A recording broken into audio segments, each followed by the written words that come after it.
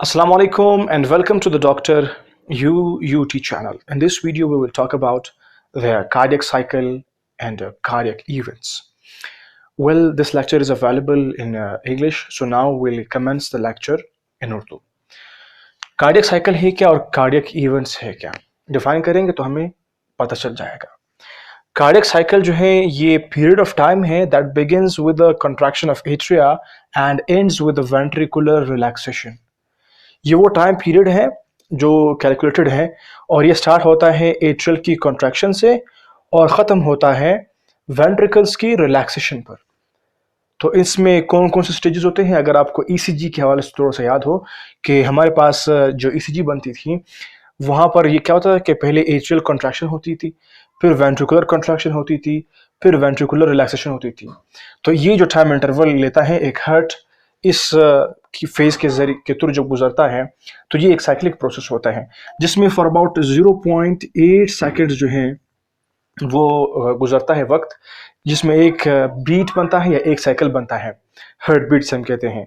और जनरली एक मिनट में जो बनता है वो बनता है 72 बीट्स पर मिनट। और अगर हम बात करते हैं एक साइकिल की जो ये कंप्लीट करता है कार्डियक साइकिल, जो कि एट्रियल कॉन्ट्रैक्शन से स्टार्ट होता है वेंट्रियल रिलैक्सेशन तक ख़त्म हो जाता है, वो टाइम लेता है फॉर अबाउट 0.8 सेकेंड्स। अभी हम आते हैं हमारे नेक्स्ट डेफिनेशन की तरफ, वो है कार्डियक इवेंट्स। कार्डियक इवेंट्स क्या है? इवेंट्स ये है असल में ये वो स्टेप्स होते हैं जिसमें कार्डियक साइकिल कंप्लीट होता है। और ये स्टेप कौन कौन से हैं? अभी ये वाले जो हमारे जो ईसीजी के स्टेप्स हैं ये असल में ये कार्डियक इवेंट्स है। और अगर हम इसको बहुत प्रिसाइज करेंगे मींस टू द पॉइंट अगर हम बात कहें तो इवेंट्स हमारे पास दो हैं, एट्रियल और वेंट्रिकुलर, ये इवेंट्स है। इसमें फिर फर्दर हमारे पास कितने इवेंट्स हैं, सब डिवाइड होते हैं। एट्रियल का कॉन्ट्रैक्शन होना मींस अगर इवेंट्स को आप लोग स्टेप्स कहें तो फिर समझने में काफ़ी आसानी होगी। ये हमारे पास जो एट्रियल रिलैक्सेशन है, एट्रियल कॉन्ट्रैक्शन है, वेंट्रिकुलर रिलैक्सेशन है और वेंट्रिकुलर कॉन्ट्रैक्शन है, ये सारे जो स्टेप्स हैं असल में ये इवेंट्स हैं। कार्डियक साइकिल को कंप्लीट करने में यही होते हैं। और जो स्टार्ट होता है वो यहाँ से स्टार्ट होता है, मींस एट्रिया की कॉन्ट्रैक्शन स्टार्ट होता है, फिर वेंट्रिकल की कॉन्ट्रैक्शन और फिर वेंट्रिकल की रिलैक्सेशन पर ये स्टेप्स खत्म हो जाते हैं। ये इवेंट्स आप कह सकते हैं कि एक साइकिल मुकम्मल हो जाता है इन स्टेप्स के थ्रू। अभी हम आते हैं जो ये टाइम लेते हैं, ये टाइम बहुत इंपॉर्टेंट है याद करना, और इसको फिर मैच करते हैं वहाँ पर इनके फंक्शन के हवाले से। एट्रियल रिलैक्सेशन लेता है for about 0.7 seconds, atrial contraction 0.7 seconds और ventricular relaxation 0.5, ventricular contraction 0.3। As a whole atria जो है वो कॉन्ट्रैक्शन के लिए यूज करते हैं 0.8 सेकेंड, और जो वेंट्रिकल्स हैं वो भी कॉन्ट्रैक्शन के लिए यूज करते हैं 0.8 सेकेंड। लेकिन फिर डिवीजन जो है वो डिफरेंस हैं। एट्रियल की कॉन्ट्रैक्शन के लिए 0.1, रिलैक्सेशन के लिए 0.7 हुआ, दोनों को कंबाइन करते हैं तो 0.8 बनता है। और the same is the case यहाँ पर है, रिलैक्सेशन के लिए 0.5, कॉन्ट्रैक्शन के लिए 0.3 वेंट्रिकल्स यूज करते हैं। एज अ होल जो है ये एक कॉन्ट्रैक्शन रिलैक्सेशन के लिए 0.8 सेकेंड यूज करते हैं। अभी इन कॉन्ट्रैक्शन और रिलैक्सेशन के लिए हम लोग फिजियोलॉजी में इसको नाम देते हैं systole and diastole. Contraction is called systole, relaxation is called diastole. लेकिन क्लिनिकल टर्म्स में सिस्टोली को हम कैसे डिफाइन करेंगे? क्लिनिकल टर्म्स में हम अपने सिस्टोली का जो डेफिनेशन है वो वेंट्रिकल्स तक महदूद रखेंगे कि ventricular contraction in which the blood is pumped from the ventricles to the arteries, means कि वो पल्मोनरी आर्टरी हो या एओर्टिक जो सिस्टमिक आर्टरी है एओर्टा, ये वो एओर्टा हो या पल्मोनरी आर्टरी हो, उस तक ब्लड का पंप होना from the ventricles, that is called as systole, जिसमें वेंट्रिकुलर कॉन्ट्रैक्शन होती है। क्योंकि क्लिनिकली हम लोग यहाँ पर बहुत फोकस करते हैं, और जो हमारे पास जो क्लिनिकल रिपोर्ट्स आते हैं उसमें भी जो सिस्टोली होती है डायस्टोली होती है वो असल में ये होते हैं।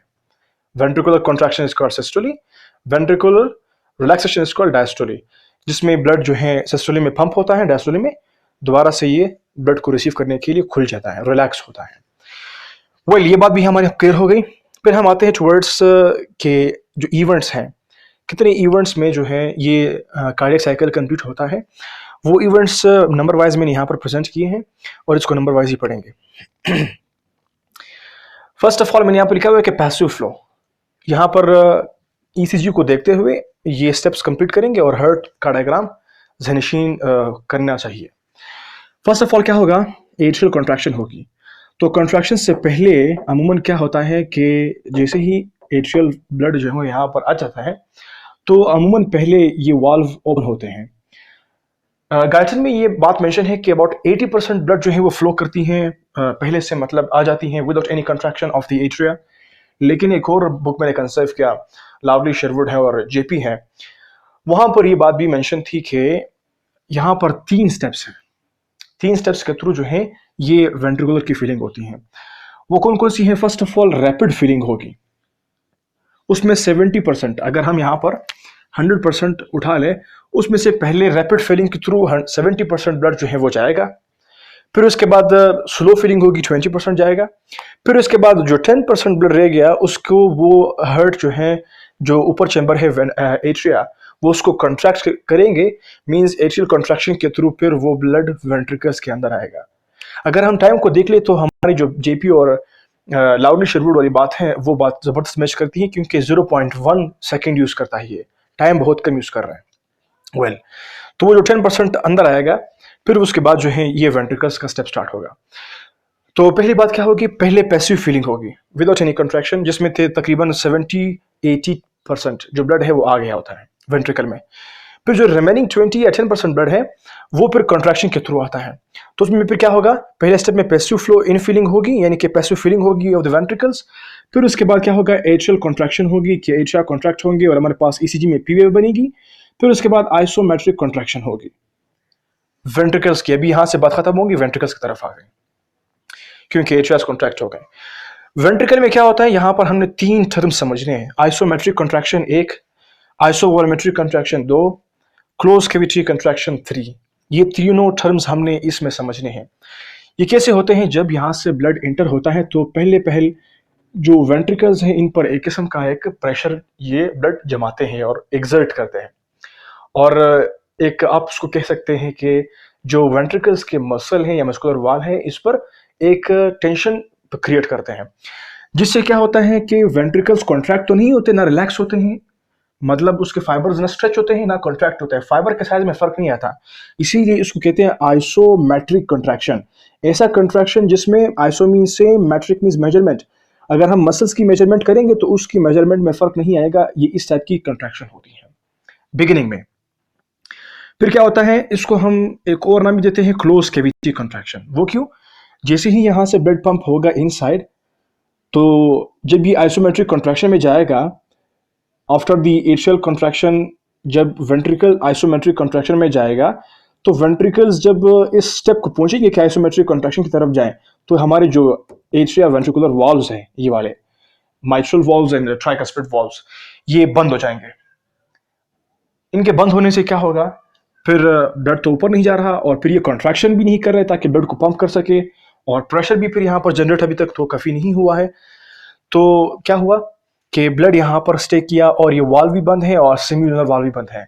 अभी एज अ होल एक किस्म की क्लोज कैविटी बन गई, जिसकी वजह से इसका एक और नाम जो बनता है वो क्लोज कैविटी कॉन्ट्रैक्शन भी बनता है कि कैविटी क्लोज है। अभी एक और बात जो है उसको बोलते हैं आइसोवॉल्यूमेट्रिक कॉन्ट्रैक्शन, भी इसी फेज को कहते हैं। वो फिर क्यों कहते हैं? क्योंकि ब्लड का वॉल्यूम अभी इस वक्त न जा रहा है बाहर, ना आ रहा है, न एट्रियल से ब्लड वेंट्रिकल्स को आ रहा है, ना वेंट्रिकल से ब्लड आर्टरीज की तरफ जा रहा है, पल्मोनरी आर्टरी और सिस्टमिक आर्टरी या एओर्टा की हम बात करते हैं, न वहां तक ब्लड जा रहा है। तो ब्लड यहाँ पर स्टैग्नेंट है, स्टे कर रहा है for a short period of time, जिसकी वजह से यहाँ पर वॉल्यूम में फर्क नहीं आया। तो ये क्या हुआ? Iso mean same volume, same isovolumetric contraction भी हुआ, आइसोवॉल्यूमेट्रिक भी हुआ, क्लोज कैविटी भी हुआ और आइसोमेट्रिक भी हुआ। फिर क्या होता है कि यहाँ पर थोड़ा सा प्रेशर जनरेट करता है। जब प्रेशर काफी बन जाता है, फिर यहाँ से जब प्रेशर बढ़ गया तो फिर ब्लड आगे जाएगा। अब ये गेम ये सारा प्रेशर का है।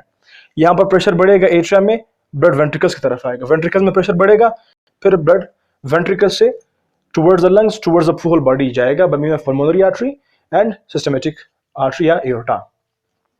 तो यहाँ पर अभी प्रेशर जनरेट हुआ तो फिर ये फोर्थ स्टेप में जाएगा to the isotonic contraction. Isotonic contraction में क्या होगा कि वेंट्रिकल स्क्वीज करेंगे, कॉन्ट्रैक्ट करेंगे, मसल के फाइबर शॉर्ट हो जाएंगे। आइसोटोनिक मींस सेम टोन में आएंगे, पूरा जो वेंट्रिकल के मसल्स हैं सेम टोन में आएंगे, तो फिर वो कॉन्ट्रैक्ट करेंगे, स्क्वीज करने के ब्लड को पंप आउट करेंगे towards the lungs and towards the whole body. फिर दोबारा से तो इसमें तो रिलैक्स भी होना है, अभी ब्लड भी तो चला गया है, तो क्या होगा, इन द मीन वाइल जब इसने कॉन्ट्रैक्ट किया, ब्लड तो पंप हुआ और ये जो वाल्व हैं ये दोनों ओपन हो गए, ब्लड को उसने यहाँ पर इसको अलाव किया ताकि वो चला जाए लंग्स की तरफ पल्मोनरी आर्टरी ने, और सिस्टमिक आर्टरी ने अलाव किया टुवर्ड्स द होल बॉडी। लेकिन दोबारा से उसको बेक फ्लो को स्टॉप करने के लिए ये जो वाल होते हैं ये सिर्फ वन डायरेक्शन फ्लो को मेंटेन करते हैं।